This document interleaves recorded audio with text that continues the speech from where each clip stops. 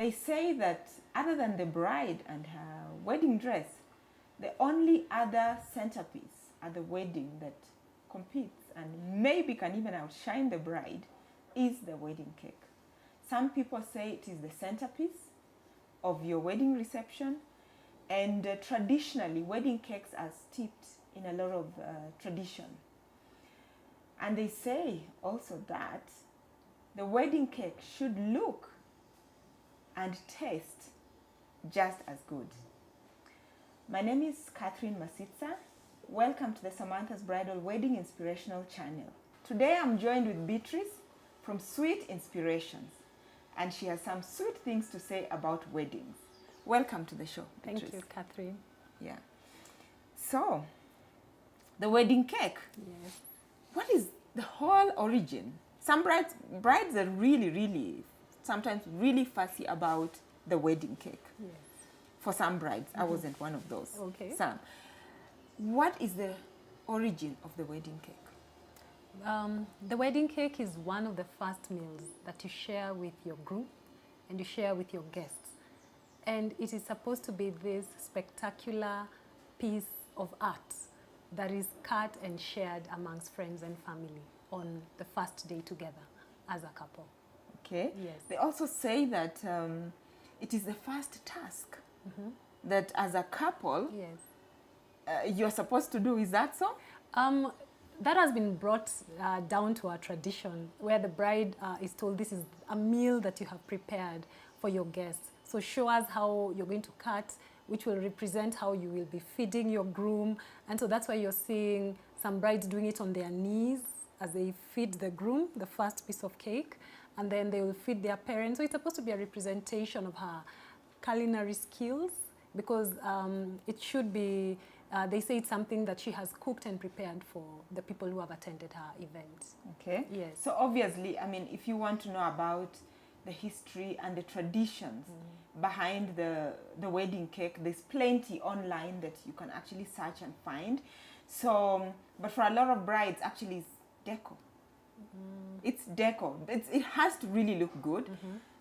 But you seem to have, for me, it's really deco, really true. But it has to look and taste as good. It has to, Catherine, because one of the sad things is seeing this beautiful, spectacular piece of art presented at the reception, and then when it comes to cutting of the cake, you find cake is left because the guest didn't like how it tasted. And I find that really sad, because you've only answered half the question. It should look good and it should taste spectacular as well.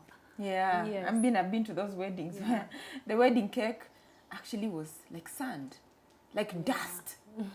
Yeah? Yeah. So anyway, so now so that we can help our couples, especially the bride, choose the correct design and choose the correct taste Yes. and the correct baker. Let's start with what are the most critical things a bride should keep in mind when she's choosing a wedding cake. Okay. When you're choosing your wedding cake, I would tell the bride, consider the fact that you're not the only one who will be eating this cake. You're only going to eat a very small piece of one of the tiers in this cake. And so if you're a fan, say, of a red velvet, not everybody is a fan of red velvet. So I tell brides, don't force certain flavors on the whole crowd. And one of the trends that are currently in the market is mixing of flavors within the cake. This way you cater for various tastes, and you cater for the elderly who are still very firmly of the belief that a wedding cake is nothing but a fruit cake. So I find the millennials don't like fruit cake. And I know that's because it's not well made. That's one of the key reasons. Maybe they've been to too many weddings with this really badly made. Yeah, but very few bakers can pull off a good fruit cake. But the older folk still believe that a fruit cake is the only wedding cake. So you might consider, even as you do your fancy lemon cakes and red velvet and chocolate cakes, as a ceremonial cake that is eaten at the wedding, you might want to consider giving your parents a fruit cake. Or you might consider catering to their dietary needs. So a lot of parents now are very conscious about sugar. They're very conscious about health, so they don't want to do cakes which are rich, very rich. So ask them. I advise my brides to ask their parents what they'd like to get, because it's a gift you're giving to your parents. So ask them what they would want to keep.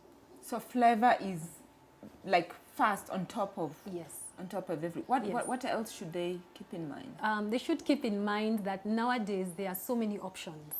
You don't have to come and tell me, because a lot of brides are referrals, so don't come and tell me, can you do for me what you did for my friend last year?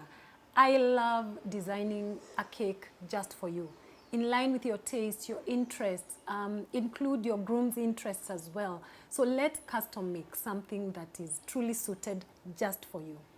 Okay. So that is in terms of the design. The design, yes. Okay. Yes. So what about if these days a lot of couples are brides actually going online Yes. and looking at the various designs and they get inspired Yes. with those images. So if they bring them, is it something you would do? I love that, because it shows me, first of all, you are open-minded and you are willing to explore. So I love that kind of a bride who is not scared to try out something new. But I also love the fact that it's challenging us bakers to up our game. You know, not doing the same old cakes that have been there.